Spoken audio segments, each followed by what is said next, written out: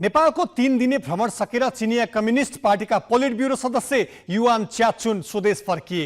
अमेरिकी सहायक विदेश मन्त्री डोनाल्ड लूको भ्रमणको 7 दिनभित्रमा भएको भ्रमण छोटो समयमा तय भएको अधिकारीहरूको भनाइ छ। विगतको प्रवृत्ति हेर्ने हो भने अमेरिकी उच्च अधिकारीको भेटवार्ता अघि तथा पछि चिनिया अधिकारीहरूको भ्रमण हुने गरेको छ। यसपालिको चिनिया नेताको भ्रमणका क्रममा उच्च स्तरीय भेटवार्ता गरेका च्याचुन खास गरी वाम दलसँगको छलफल र कार्यक्रममा केन्द्रित भए। अमेरिकाले रणनीतिक स्वार्थका योजनामा प्रगति गरिरहँदा आफू पछि परेको महसुस गरेको चीनले आफू निकट दलहरू मार्फत कूटनीतिक प्रभाव विस्तारमा सक्रियता बढाएको देखिन्छ। नेपालका लागि नयाँ तर चिनिया राजनीतिमा प्रभाव राख्न सक्ने चिनिया कम्युनिस्ट पार्टीका पोलिट ब्युरो सदस्य युआन च्याचुन 3 दिने भ्रमण सकेर स्वदेश फर्किए। अमेरिकी सहायक विदेश मन्त्री डोनाल्ड लूको भ्रमणको 7 दिनमा भएको उनको भ्रमण छोटो समयमा तय भएको जानकार अधिकारी बताउँछन्। स्वदेशमा नभएका बेला भ्रमणमा आएका उनले भर्चुअल रूपमै भए पनि प्रधानमन्त्री पुष्पकमल दाहालसँग संवाद समेत गर्न भ्याए। नेपाली काङ्ग्रेस सभापति शेरबहादुर देउबा समेतलाई भेटेका उनले आफ्नो समय मुख्य गरी वैचारिक निकटता भएका वाम दलसँग बिताए।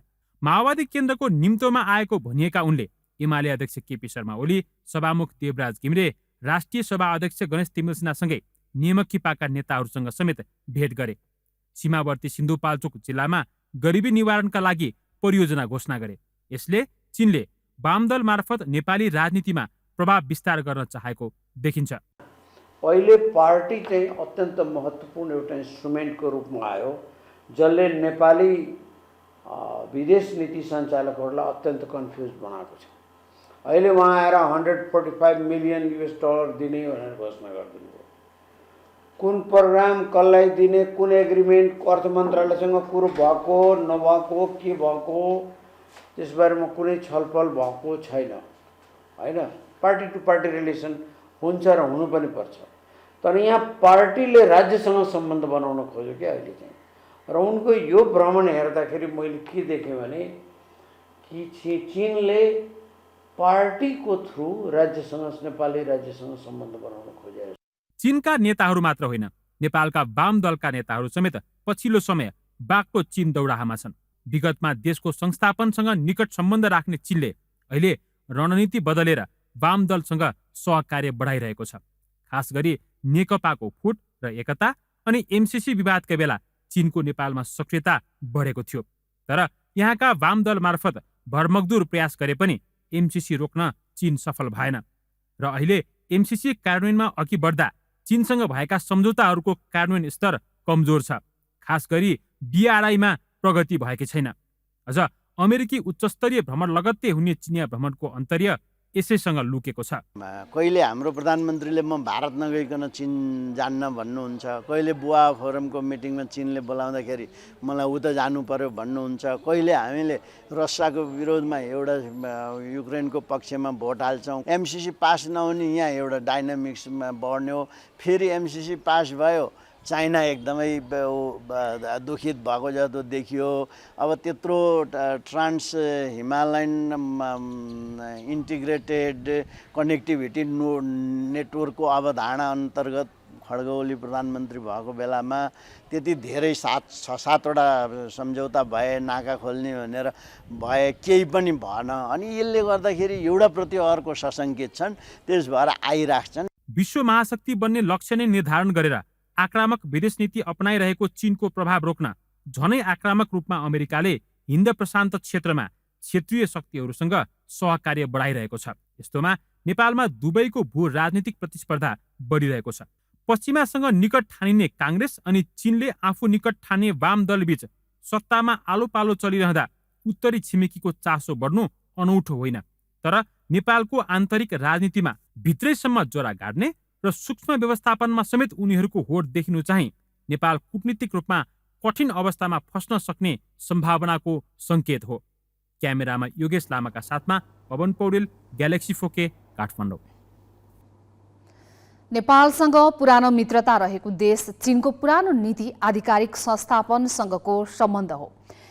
चाहे पञ्चायत होस् वा बहुदल अनि राजा सक्रिय भएका समयमा पनि चीनले नेपालका संस्थापनसँगको सम्बन्धलाई आधिकारिक मान्थ्यो। वैचारिक निकटता भए पनि चीनले कम्युनिस्ट दलसँग पार्टीगत औपचारिकता बाहेकका विशेष सम्बन्धमा जोड दिएको थिएन। तर नेपालमा अमेरिकी सक्रियता र भेटवार्ता बढेको सेरोफेरोमा चिनिया उच्चस्तरीय भ्रमण हुने गरेको छ। यस्ता भेटका बेला काङ्ग्रेस पश्चिमा खेमामा ढल्केको बुझेको चीनले पछिल्लो समय वाम दल मार्फत आफ्ना चिन्ता र चासो नेपाली राजनीतिमा प्रवेश गराउन खोजेको देखिन्छ। वाम दलसँगका बाक्ला संवाद र सहकार्यले त्यस्तै संकेत गर्छ। सोङ ताओ विदेश विभाग प्रमुख चिनिया कम्युनिस्ट पार्टी। आफ्ना राष्ट्रपतिको भ्रमण पूर्व चिनिया कम्युनिस्ट पार्टीका तत्कालीन विदेश विभाग प्रमुख सोङ ताओले सी विचारधारालाई नेपाली वाम दलबीच सिद्धान्तका रूपमा ल्याउन सकिने बारे चासो राखेका थिए र छलफलको केन्द्रमा थियो तत्कालीन नेकपा। सी जिनपिङ चिनिया राष्ट्रपति। आफ्नो विचारधाराबारे विदेश विभाग प्रमुख पठाएको केही समयपछि चिनिया राष्ट्रपतिले लामो समयको रिक्तता तोड्दै उच्च स्तरीय नेपाल भ्रमण गरे। 2 दशकपछि राष्ट्र प्रमुख स्तरमा भएको भ्रमणका क्रममा उनले केही रणनीतिक सहयोग घोषणा गरे। वेइ फेन्ने प्रधान सेनापति। नेपाल र चीनबीच सैन्य सम्बन्ध पनि विस्तार भइरहेको छ। दुई देशबीच उच्च भूभागमा सैन्य अभ्यास भइरहेको छ। नेपालमा एमसीसी बारे छलफल सुरु हुन थालेका बेला 2077 मा चीनले आफ्ना सैन्य प्रमुख नेपाल पठाएर नेपाली सेनासँगको सम्बन्ध विस्तारमा भूमिका खेल्यो। वाङ यी चिनिया विदेश मन्त्री। नेपालमा एमसीसी को अनुमोदन भइसकेपछि नेपाल अमेरिकी खेमामा गएको बुझेको चीनले गत चैतमा आफ्ना विदेश मन्त्री पठाएर तात्कालिक अवस्थाबारे जानकारी लिन काम गर्यो। अमेरिकाले एमसीसी सहयोग दिएको बदला चीनले विभिन्न बुदामा सहयोग गर्ने गरी नेपालसँग सम्झौतामा हस्ताक्षर समेत यस क्रममा गर्यो। बीआरआई अघि बढाउने प्रयास पनि चिनिया विदेश मन्त्रीको भ्रमणका बेला भएको थियो, तर त्यो हुन सकेन। लिउ च्यानछाओ चिनिया कम्युनिस्ट पार्टी विदेश विभाग प्रमुख। अमेरिकासँगको सैन्य साझेदारी कार्यक्रम एसपीपी सम्झौताको प्रयास नेपाल भित्रै व्यापक विरोधपछि रोकिएको र नेपालमा अमेरिकी कूटनीतिज्ञको सक्रियता बढेका बेला चीनले सीपीसीका नयाँ विदेश विभाग प्रमुख लिउ च्यानछाओलाई नेपाल पठायो। आसन्न चुनाव अघि सकेसम्म वाम साझेदारीलाई प्रेरित गर्ने उनको भ्रमणका क्रममा उद्देश्य देखिन्थ्यो। साथै उनले काङ्ग्रेसको विश्वास आर्जनका लागि पनि उत्तिकै प्रयास गरे। ली चान्चु चिनिया राष्ट्रिय जनकङ्ग्रेस अध्यक्ष। 3 दिने नेपाल भ्रमणमा आएका चिनिया राष्ट्रिय जनकङ्ग्रेसका अध्यक्ष ली चान्चुले उच्च स्तरीय वार्ता गरे। सभामुख अग्नि सापकोटाको निम्तोमा आएका उनको भ्रमणका क्रममा दुई देशका संसदबीच सहकार्य गर्ने समझदारी बन्यो। यसअघि चिनिया जनसंसदसँग खासै सम्बन्ध नभएको नेपालको सापकोटाको विशेष पहलमा सहकार्य सम्बन्धी हस्ताक्षर भयो, जसमा बीआरआई कार्यान्वयनको विषय पनि समावेश थियो। छुमिन चिनिया नेत्री। चिनिया कम्युनिस्ट पार्टीको नेपाल विभाग हेर्ने नेत्री छुमिन एक टोलीको नेतृत्व गरेर नेपाल आइन्। त्यसक्रममा उनले वाम दलसँगै राप्रपाका नेताहरूसँग समेत भेटवार्ता गरेर दलगत सम्बन्ध विस्तारमा भूमिका खेलिन्। खास गरी एमाले बाहेकका वाम दलले मोर्चा घोषणा गर्नु अघि उनको भेटवार्ताको विशेष अर्थ रहेको जानकार बताउँछन्। युआन च्याचुन चिनिया कम्युनिस्ट पार्टीका पोलिट ब्युरो सदस्य। मध्य तथा दक्षिण एसिया हेर्ने अमेरिकी सहायक विदेश मन्त्री डोनाल्ड लूले भ्रमण गरेर फर्केको 7 दिनमा जम्बो टोली सहित नेपाल आएका चिनिया कम्युनिस्ट पार्टीका पोलिट ब्युरो सदस्य युआन च्याचुनको नेपाल भ्रमणका क्रममा खास गरी एमाले, माओवादी तथा नेमकिपा लगायतका दलबीच वार्ता भयो। चीनसँगको सीमा क्षेत्र सिन्धुपाल्चोकमा गरिबी निवारण कार्यक्रम घोषणादेखि भक्तपुरसम्म कार्यक्रम गरेका उनले प्रधानमन्त्रीको चीन भ्रमणबारे समेत वार्ता केन्द्रित गरेको बताइन्छ। चीनलाई घेर्ने गरी एसियामा हिन्द प्रशान्त रणनीति अघि बढाएको अमेरिकाको नेपालमा बढेको सघन सक्रियताले आफूलाई असुरक्षित महसुस गरेको चीनले बदलिरहने नेपाली राजनीतिक समीकरण र नीतिका कारण आफ्नो कूटनीतिक र राजनीतिक सक्रियता बढाइरहेको घटनाक्रमहरूले पुष्टि गरेका छन्। यसैबीच हालै भएको उच्चस्तरीय चिनिया राजनीतिज्ञको भ्रमणको अर्थ के होला भनेर ग्यालेक्सी संवाददाता पवन पौडेलले त्रिभुवन विश्वविद्यालय अन्तर्गतको एसियाली अध्ययन केन्द्र सिनासका कार्यकारी निर्देशक मृगेन्द्र बहादुर कार्कीलाई सोधेका छन्। जुन किसिमबाट चाइनालाई पेनिट्रेट गर्न सक्छ उसका कम्पिटिटर पावरहरूले, त्यसलाई नेपालबाट त्यो पेनिट्रेसन रोक्नको लागि चाइनाको फ्रिक्वेन्ट तपाईँको अहिलेको भिजिटको फ्रिक्वेन्सी पनि भएको एउटा नेपाललाई नेकपा मार्फत चाइनाको एउटा अलाइज, स्ट्रङ अलाइजको रूपमा अगाडि लिएर जाने नेपालको त्यो उसको उद्देश्य पनि नेपालमा प्राप्ति हुन सकेन। त्यो हिसाबले नेपालसँग मल्टिपल इन्गेजमेन्ट चाइनाले खोजेको होला। त्यो हिसाबले फ्रिक्वेन्ट चाइनाको भिजिट भइरहेको छन् र मलाई लाग्छ यो पछि पनि यसको फ्रिक्वेन्सी अझ बढ्छ भन्ने मेरो चाहिँ मूल्याङ्कन हो। पछिल्ला घटनाक्रमहरू हेर्ने हो भने नेपालमा अमेरिकी उच्चस्तरीय भ्रमण अनि त्यसको लगत्तै फेरि चिनिया उच्चस्तरीय भ्रमण यस्ता श्रृङ्खलाहरू एकपछि अर्को गरेर लगातार चलिरहेका देखिन्छन्। एउटा देशका कूटनीतिज्ञ आइसके पछाडि फेरि अर्को देशका कूटनीतिज्ञहरू आउने प्रतिस्पर्धा खास गरी चीन र अमेरिकामा देखिन्छ। यसले के कुरा सङ्केत गर्छ? निश्चित रूपमा हो।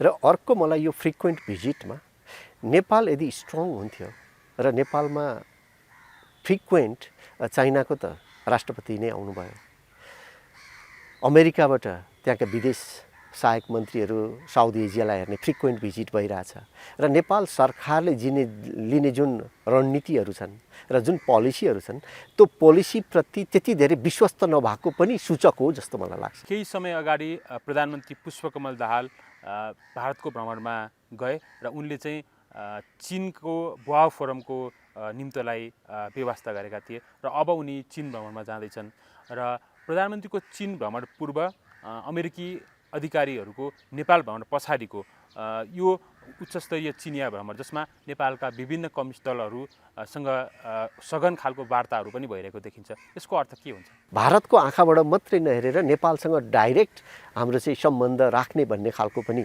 अवस्था अहिले निर्माण भएको छ। जुन किसिमबाट नेपाल र भारतको बिचको सम्बन्ध छ र जुन टाइमिङ छ र त्यो टाइमिङको अवस्थामा अमेरिकाले पनि भारतसँग धेरै नजिक हुँदा मेरो स्पेस नेपाल मामिलामा चीनले खास गरी नेपालको संस्थापन अथवा जो राज्य संयन्त्रमा छ उसँग नै औपचारिक सम्बन्ध राख्ने चीनको नीति लामो समयसम्म थियो भनेर भनिन्छ।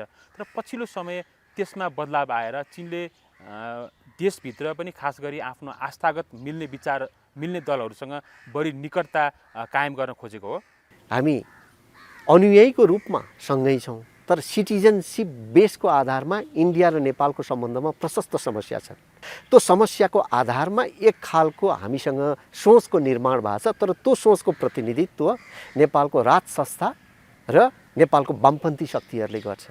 त्यो जुन हाम्रो नागरिकहरूको बिचको कम्युनिस्ट आइडियोलोजी निर्माण हुनलाई र राजासँग निर्माण हुने एक खालको त्यो राष्ट्रवादको जुन एउटा तपाईँको खाका छ र सोच छ, चाइना त्यो जुन एउटा ग्राउन्ड स्पेस छ त्यसलाई इन्ट्याक्ट राखिराख्न नेपालको वामपन्थीहरूसँग चाहिँ पहिलो प्राथमिकतामा राखेर अगाडि बढ्छ भन्ने कुरा सत्य हो।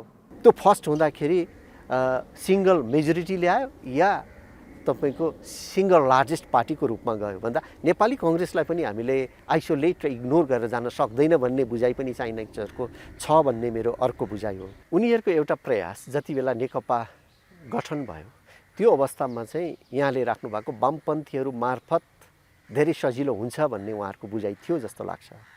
तर वामपन्थी नेकपाको सरकार 3-3.5 वर्ष बस्दा पनि त्यसले यथेष्ट रूपमा र उहाँहरूले चाइनिजहरूले चाहे जस्तो किसिमको प्रोग्रेस त नेपालबाट भएन। र अर्को चाइनिज इन्टेलेक्चुअलको तबका चाहिँ होइन, नेपालमा हामीले नेपालकै वामपन्थीहरू शक्तिलाई नै फेरि रियुनाइट गरेर अर्को प्रयास गरेर अर्को किसिमको एउटा प्रयासमा जानुपर्छ भन्ने बुझाइ चाइना पनि त्यसमा एउटा चाइना होइन फरक चाइना मैले बुझेको चाइना चाहिँ त्यो अवस्थामा भएको जस्तो लाग्छ। नेपालमा खास गरी पश्चिमा शक्तिहरूले काङ्ग्रेस अथवा लोकतान्त्रिक दलहरूबाट आफूलाई अलिक सहज महसुस गर्ने, चिनिया संस्थापनले चाहिँ नेपालका वाम दलहरूबाट अलि बढी आफूलाई सहज महसुस गर्ने जस्तो पछिल्ला उनीहरूका सघन भेटवार्ताहरूले देखाउँछ। यसलाई हामीले परराष्ट्र नीतिको कमजोरीको रूपमा लिने कि नलिने? होइन, नेपालले आफ्नो परराष्ट्र जुन नीति अपनाउने हो त्यो परराष्ट्र नीति अपनाउने क्रममा काहीँ न काहीँ हामीले अहिलेको अवस्थामा भन्ने हो भने इन्टरनेसनल्ली त्यो साँच्चै भन्नुपर्दा पञ्चायतकालमा र राजाको पालामा जुन खालको इन्टरनेसनल एउटा क्रेडिबिलिटी ट्रस्ट थियो त्यो ट्रस्ट अहिले हामीले गुमाएको अवस्था छ। त्यो गुमाएकै अवस्था भएको हुँदाखेरि यो खालको अवस्था अब यसमा चाहिँ निश्चित रूपमा हामी अब सिक्दै पनि